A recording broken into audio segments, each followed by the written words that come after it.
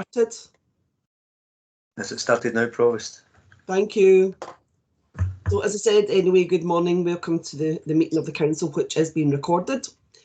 As you know, we're not able to hold meetings once again in public. So in the Council chambers especially, there will be too many of us there. So due to the government guidance and public health measures to tackle the COVID-19 emergency, we are having the meeting via Teams this morning.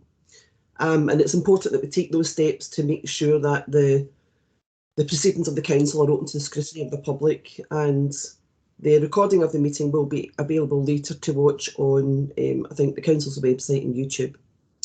So I can confirm that members of the press are also welcome to attend the meeting. I think we have one with us.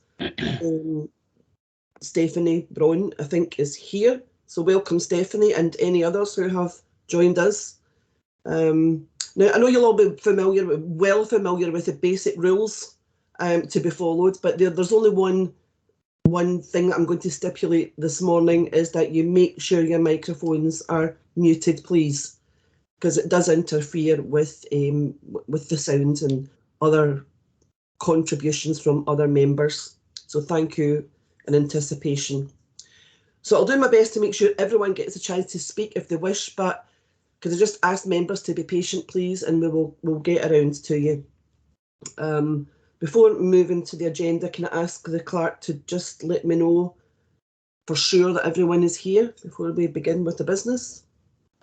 Yes, Provost, I can confirm that no apologies were received, and that it appears from the list of attendees that everyone is now here. Okay, Ken. So before I just move on to the agenda, I'd like to welcome Tracy, Stewart and Alan Russell.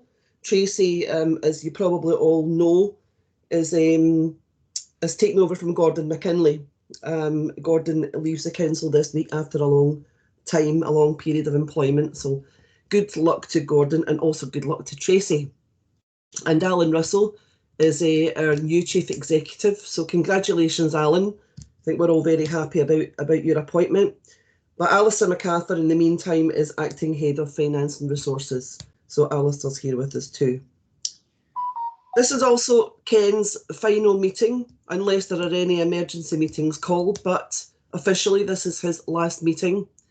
So I think, we will have an opportunity to say all the nice things about Ken.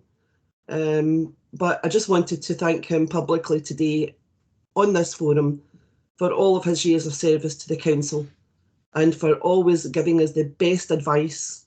Non-political, he's always remained impartial. He's been very, very good at that. So Ken, thank you for all your assistance, and I'm sure that everyone else agrees with my sentiments. And if anybody wants to come in at this point to say anything about Ken, you're welcome, but just bear in mind we will have an opportunity before he leaves at a presentation just to give him all the plaudits. Councillor Graham. Hi, thanks, Provost. I would just like to echo your remarks in regards to Ken Graham. He has remained very professional. He's been in his position since before I was elected, and he's been a great help over the last sort of four and a half years. And I'd just like to thank him and wish him all the best for his future endeavours. Thank you. Thank you, Neil. Councillor Eileen McCartan. Thank you, Provost. I would just like to add my thanks to Ken for all the years that I've known him, for all the good information and good advice that he's given. Whether it was always welcome or not, it's a different matter. But, it is good that people have such commitment to local government. Very often local government gets a bad name for things, and people like Ken are the folk who have been the mainstay of local government officials over the years, and I would certainly like to thank him and wish him well for the future. Thank you. Thank you, Eileen. Councillor Sharkey. Thanks very much, Provost. Just Councillor McCartan, you said there that the advice wasn't always welcome. What I would suggest is that if it had always been welcome, then one of you wasn't doing your job properly, and certainly that's not an accusation that we can make about Ken.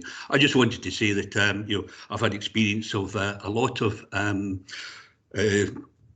chief lawyers in various councils. I've been a councillor elsewhere, so I have a comparison that I can make with other people. And what I will say is that if I had a choice of a chief legal officer, it would always be Ken Graham. Well, that is a very nice statement, Councillor Sharkey. I'm sure Ken appreciates that. Councillor Hood. Thank you very much. I would just like to echo what everybody else has said. He's always been there to give you advice, and he's always been at the end of the phone if you do need advice most times of the day. Don't say I call him at 2 o'clock in the morning, but I have called him many times before, and he's always given impartial advice. And also, if I was wrong or if I had not done something properly, he was there to tell me that that was wrong and you should go along this route. Thanks again, Ken. That's and Councillor Hood. Hopefully you have a nice retirement. I'm pretty sure I have emailed him at 2 in the morning, Councillor Hood. Maybe not called him, but I've definitely emailed him. Councillor Lisa Marie Hughes. Thanks, Provost. Echo what everybody else said, but also a particular thanks to Ken as a new councillor who also became the chair of Renfrewshire Leisure and an IJB member at the same time. I have to say, I think in the first 6 months of me being a councillor, I probably was one of the people who nicked Ken's head. But he always responded with great clarity and the offer that I could discuss things further with him if I wanted to, which was very, very helpful when negotiating it. Thank you, Councillor Hughes. Councillor Devine. Well, thanks for that, Chair. You've left me with nothing to say, Larry. Ken has been. I've had difficulties in the past 2 or 3 years, and Ken has always been there to advise. So I will obviously miss him, and we will miss him because he's somebody that you could trust. Whether, as other people have said, he might disagree with him or he might disagree with you, he always left you with the statement. But of course, Councillor, it's entirely up to yourself. Best wishes, Ken. Councillor Devine Kennedy. That Councillor Devine getting in front of me there. Just also like to echo what everybody's saying. Ken's been very valuable to the council, especially the past few years that I've been a councillor, and more lately with some more personal issues. He's always been honest, always been trustworthy, and thank you very much for your advice, Ken. It's been much appreciated over the years. Thank you, Councillor. Councillor Kenny McLaren. Thank you, Provost. I'd just like to echo what everybody else has said. Ken's been a fine example of a professional local government officer, and he's always been there to provide advice and support to everyone. So just best wishes for the future, Ken. I promise I'll not come up with any more daft questions for you. Councillor Bibby. Thanks, Provost. Yes, I'd like to echo the comments that are made and actually say that if the job of the senior lawyer to the council is to keep elected members on the right track, then that is surely the ultimate 24/7 task. Ken has always actually given advice in a very thoughtful, measured way and kept us safe. I was once told that the only alternative career to a lawyer was a politician. So we can look forward perhaps to Ken's candidacy at the May elections. Thank you, Provost. I don't think so. I think is it enough to put him off for life? Okay, Councillor Cameron. Thanks, Provost. Yeah, just similar to Lisa Marie, I wanted to thank Ken for helping me with get my head round the IJB, which isn't always easy. Having those two hats.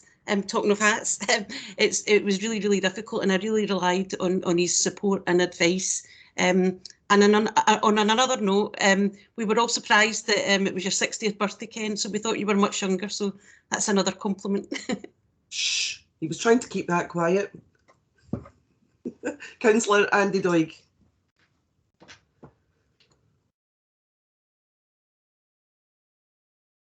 You're on mute, Andy. I'd like to thank Ken and wish him a hearty retirement. I hope you spend a lot of time, Ken, doing what you enjoy and relaxing and reflecting on your years in local government. As an independent councillor, I think Ken was especially useful to me because you don't have a large political group to maybe seek advice and things. So from that perspective, I would say that Ken was extremely helpful to me and always has been. He was particularly good in terms of preemptive advice. Maybe he could foresee situations that might arise and he would take to one side and say, you maybe need to just watch this or consider this. So I think his professionalism always shone through. I'll miss you very much, Ken, and have a good retirement.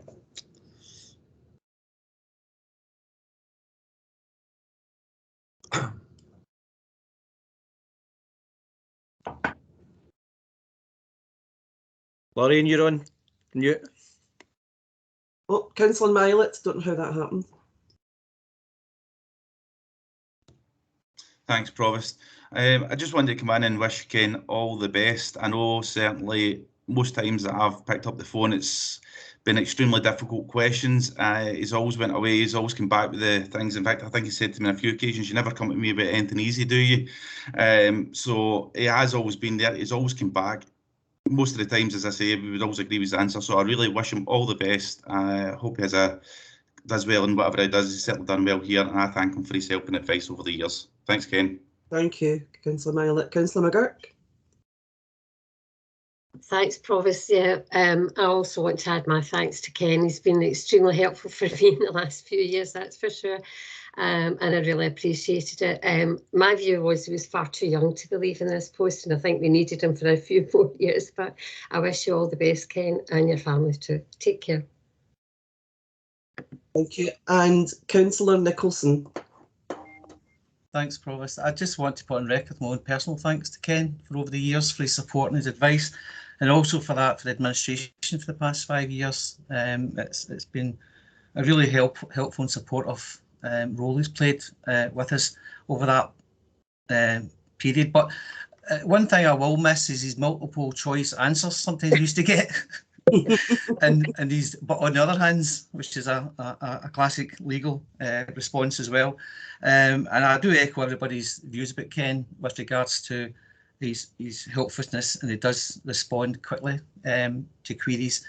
And I wish him all the best in his retirement, and I wish him all many more Skids concerts that he'll be able to attend, because I was quite surprised to know he was a Skids fan. Through a new light on lawyers in that sense. So as I say, it's been great working with Ken over the years, and I do wish him and his family all the best for the future. Thanks, Provost. Thanks, Councillor Nicholson. And Councillor McEwen. Ken, I've been in your office a few times over the years, and I want to help you. Thank you so much for all the help and advice that you have given me over the years. You enjoy your retirement. You deserve it. Thank you, Councillor McEwen. Well, Ken, I think, you know, that was quite unexpected, that sheer volume of messages of goodwill to you there and thanks to you. I think just demonstrates how much of a valued member of staff you are to all of us. So thank you, Ken, for all your service, and good luck for the future. And we'll need to do this all again when at your presentation. Thank you so much. So now we have another announcement. It's Andy Doig's 60th birthday yesterday. Happy birthday, Councillor Doig. You're on mute. Thanks very much, Provost. 1961 must have been a hell of a year. Ken Graham was 60 recently as well. So I had a fantastic time, Provost, with my family and friends, and our son's up as well. So I've had a lovely, lovely day yesterday, and just thanks to everybody for sending me their best wishes. Oh, happy birthday, Andy. Thank you. So we don't have any apologies. I think Ken has already intimated. Can you just confirm, Ken, we haven't had any apologies in? That's correct, Provost. No apologies. Okay, I'm going to move on to declarations of interest now. I want to bring in Ken, given the recent guidance we've been issued with. Ken, do you want to come in and just explain a little bit more? Yeah, thank you, Provost. I issued an email earlier this week to take into account the fact that there's a new code of conduct for councillors, which came into effect on the 7th of December, which is obviously rather unhelpful given its proximity to the council meeting. The practical issue that gives us is that there's a whole new regime in relation to declarations of interest. So that prompted the email that I sent out earlier in the week just to alert you to that. As a consequence of me sending out the email, I received a number of queries from elected members, so there was immediate response to that. And one of the queries that I raised from an elected member has raised an issue, particularly in relation to one of the items on the agenda. So I wanted to alert you to that at the start of the meeting. And that is in relation to item on the agenda, which is item the 11, which is notice of motion 3. That's the item on the agenda that relates to the reinstatement of the pensions triple lock. And the query that was raised with me was that, does that mean that any member who's in receipt of a state pension needs to declare an interest in that? So that resulted in me providing that elected member with advice. And I think what I need to relate to you, that I think any member of the council who is in receipt of the state pension should consider whether they need to declare an interest in that item. I appreciate this is kind of spring it on you at this moment. So I think, with your permission, Provost, if the members who that might apply to wish to consider, it might be worthwhile allowing them the time until the end, but when that item calls, to consider whether or not they want to make a declaration rather than making that declaration now. I think the position in relation to what's in the new code on this particular matter, I think the word I used in providing advice was a little ambiguous.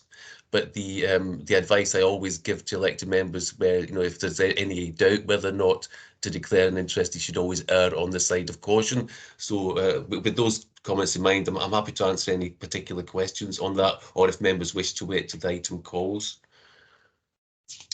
Okay, Ken, thank you very much. Now, do we have any questions for Ken? Councillor Bibby? You're on mute, Councillor.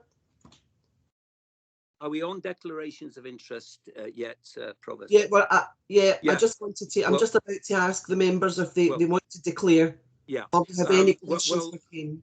I do. I thank Ken for his advice, because I raised this with him because I felt that the Section 5 of the new code to do with connections was ambiguous, as Ken has said, and I think in the light of that, and in anticipation of further training on the matter, I would want to declare a financial interest on that particular item, and I will leave the meeting and while consideration of the item takes place. So that's my position, and whether that helps other elected members or not, I don't know, but I would declare an interest on item 11. Thank you, Provost. Okay, thank you, Councillor Bibby. Councillor McEwen. It's probably round about what you've just heard there. Yes, obviously I receive a pension, but Ken, in the case, would it be best to leave the meeting, or could I stay in the meeting? Councillor McEwen, that's actually a really good question, because that's changed as well in relation to the new code that came out. Before, under the old code, it was quite frequent for councillors to declare interests and legitimately stay at the meeting. But the new code provides that if you are in a position where you've declared an interest, then you have to leave the meeting. That is quite a significant change from previous procedures. Okay, thanks, Ken. Okay, just to remind members, we are still on declarations of interest. I'm asking for members to declare an interest, or to intimate if they have a question for Ken on what he's just explained to you. Councillor Devine, have you got a declaration to make?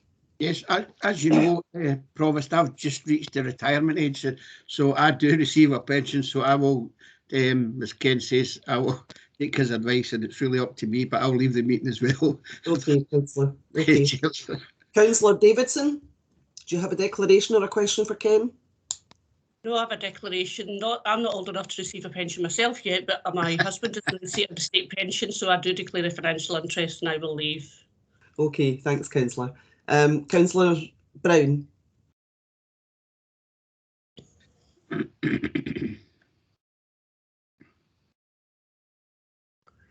Councillor Brown.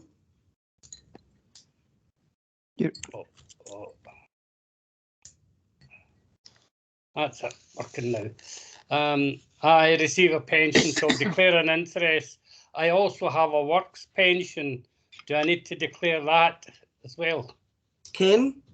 No, Councillor Brown, you don't have to declare your works pension. The motion concerns the state pension only. Okay. Thank you, Councillor Binks. Yes, I'd like to declare an interest in this, and I'll be standing down from the conversation on this. Thank you. Thank you, Councillor. Councillor Begg. Some people may, the pension might be a lower part of what their income is, and therefore what it's at is not important. The other thing is, what about households where they have a parent or grandparent or somebody who's living with them? Does that mean that they too have to pull out? Kim? Generally, Councillor Begg, closeness of relatives and one of the factors is, you know, whether or not a relative stays with you would be a factor that you would have to take into account whether you're declaring the interest, or the way it's expressed in the new rules is the connection. And so so I think the simple answer is yes. Yeah. Councillor James McLaren. Thank you, Provost. Yes, I'd like to ask Ken, I don't receive a state pension at the moment, but I expect to receive a state pension. So I'm wondering if I should declare an interest and stand down as well. Does that mean everybody is affected in this way? Surely. No, Councillor McLaren. I don't think the connection would be significant enough for for people who